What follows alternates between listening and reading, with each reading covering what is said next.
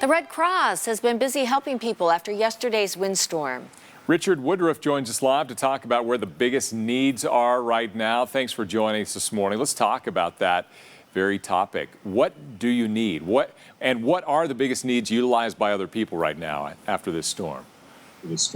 You know, the Red Cross is supported two ways: volunteerism, the power of volunteers, and of course, the generosity of donors. So, of course, anytime anyone can support the Red Cross financially, it helps pay for the types of relief services that we undertake in situations like this.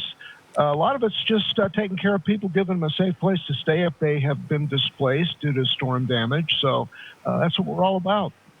Well, Rich, I would think, you guys are very experienced at this. I know some Utahns went out to help the victims of Hurricane Laura, and people are describing what we went through yesterday as feeling like a hurricane, even though it wasn't. So, that help is so important.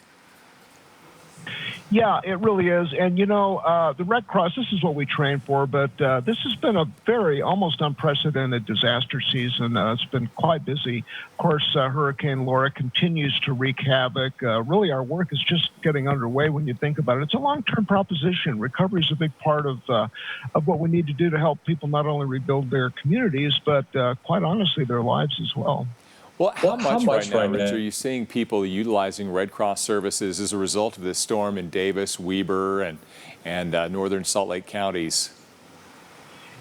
Great question. Ironically, there's a briefing going on right now that I could get updated info, but I can say this, that there have been quite a few displacements, Box Elder and some of the areas you mentioned.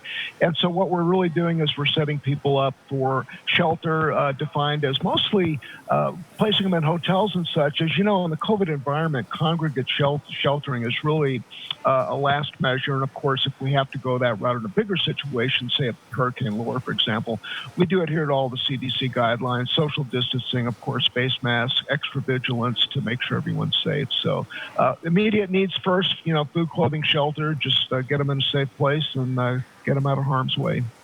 And one last question for people that just want so desperately to help. Do you need volunteers right now? We always need volunteers. How we basically approach that is if you want to volunteer for the Red Cross, we put you through a process, and we have to train you, of course, to get into a specific situation. But, yeah, especially with the size of the disasters, we always are looking for volunteers, and we can fast-track people into some of these scenarios pretty quickly. So if you have the desire, we certainly have the need.